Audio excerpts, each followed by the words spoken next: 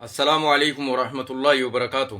ولتري بنجرة أمس دعوان قمدي خطبان قمدي نمين جرا. أرومون قمدي كوفن ياتا ميتي منان كيسا بقولو سنياتا غربو سنياتا تافي سنياتا وان هدو جرا بكا غرا غرا. مي أمس شيكا واجرا بلتقندا كيسا يوكيس بواجرا بدارينا كيسا وجتو كان شيكا ينجر كابيني كان رجي فرد أمس ولتري بنا filannoo qamadiitis waa takka waan rakkoo qabdu qabdu. Kanaafuu qamadii filachuun keessan dirqama keessan. Maal jettan? Bara nama naa banarke Dr. Abiyyi na dhufee na dubbise. Inni kun ni dheeraadha. Na ol jira. Wallaahi isin geessu mana barana. Kanaafuu namni kuni nama yaadni isaa dheeraadhaati. Oromoofis isa kana wanni ga'an jiru. Biyyaafis amantiifis. Kanaafuu qamadii filachuun keessan dirqama. Kanaafuu qamadiin miisni nyaanna. Ayyee kanaan dura dhimmoota mashaayikota mootummaadhaan hoogganamanii quraanaa fi hadiisa shari'aa islaamaa dhiisanii mootummaadhaan hoogganamanii kan addunyaa kanarra jiran keessaa fakkeenya biyya tokko isinii kaaseen tuttuqaa ture biyyoota akka Saudi Arabiyaa fa'aa jechuudha. Mashaayikonni biyyoota Saudi Arabiyaa keessa jiraatanii yeroo hedduu baay'ina isaanii kan khutubaa mata duree waan isaan irratti dubbatan barreessee itti kennu mootummaa biyya sanaati. Mootummaa diktaateera, mootummaa zaalimaa jechuudha. Mootummaa Saudii jechuun mootummaa zaalimaa jechuudha. Akka addunyaa kanaatti mootummaa Suudii jechuun mootummaa zaalimaa, mootummaa ulamaa'ii islaamaa harkaan miilla sansalataa walitti dheeddachii jalatti hidhee jiru. Mootummaa sobee maqaa islaama fakkaatee addunyaa kanarraa islaama dadhabsiisuudhaan, ikoonomiidhaan, siyaasaan, dippiloomaasiidhaan addunyaa islaamaa kana cal godhee lafa jalatti hidhee taa'u mootummaa Saudii irraa dubbachaa turre. Biyyi keenya immoo Saudii ilaallatti.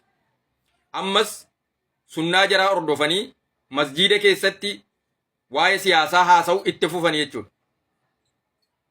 Sheekoliin keenya waa'ee siyaasaa masjiida keessatti haasa'u miti.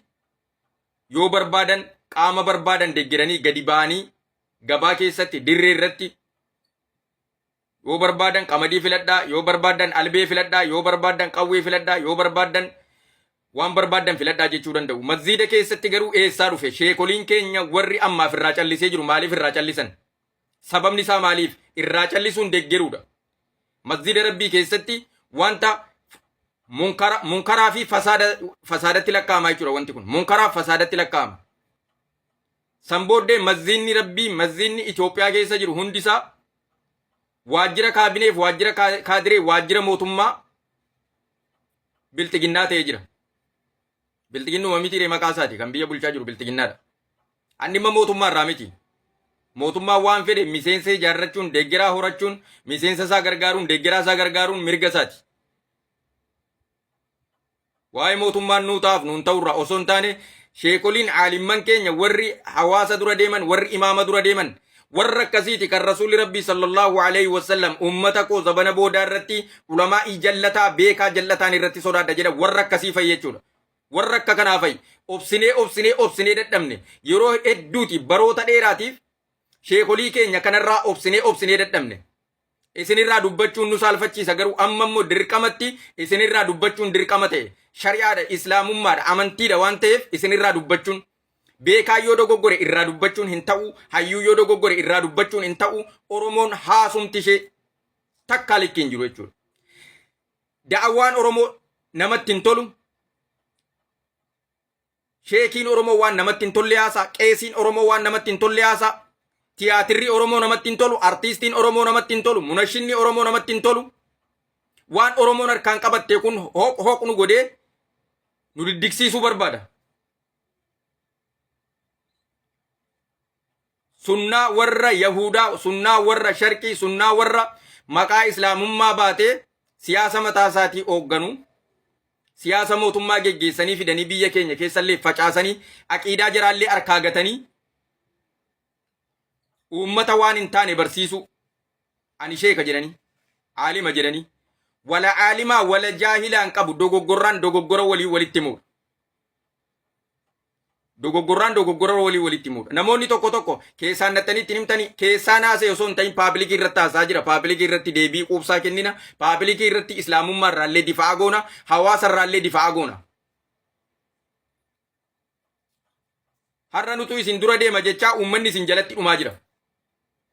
Uummanni isin jalatti saamamaa jira. Uummanni isin jalatti akka baala mukaatti harca'aa jira. Sheekolii keenya jechuudha. Amantii geggeessitu moo siyaasa geggeessaa jirtu? Quraanaa fi hadiisaan abaluun filadhaa jechuun jira shari'aa islaamaa keessa. Hawaasni waan barbaade filata. Islaamummaa keessa filannoon tokko iyyuu hin jiru. Filannoon tokko iyyuu hin jiru. Karaa isin irra jirtan karaa kufrii irra jirtu jechuudha. Karaa kufrii irra jirtu. Islaamni waa tokko qofa filatee jira. Islaamni waa tokko qofa filatee jira. Kan inni filatee jiru laa ilaaha illallah muhammadan rasulullah. Kana seera rabbiitiin bulaa jechuu himuu qaba. Quraanaa fi hadiisaan bulaa jechuu himuu qaba. Qamadiin bulii, albeen bulii, abaluun bulii paartii akkasiitiin buli jechuu waan quraanaa fi hadiisarra hin jirre kufrii irra jirtu kafarteetta yaa namticha maraattuu nana. Kafarteetta jechuudha. Kafarteettaati rabbitti kafarteetta.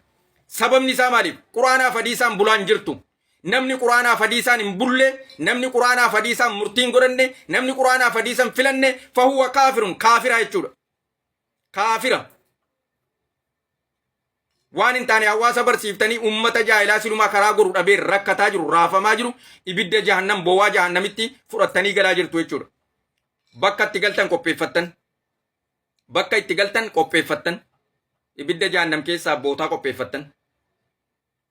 Addunyaa kana irratti illee salphattu. Warri hawaasa keenya salphiftan, warri diin keenya salphiftan, warri quraana rabbii tuffattan, warri hadiisa rasuula rabbii sallallahu alaihi wasallam tuffattan, tuffatamtanii addunyaattis akiraattis zeeroo taatu jechuudha. Kanumaan isiniin jechuu barbaada.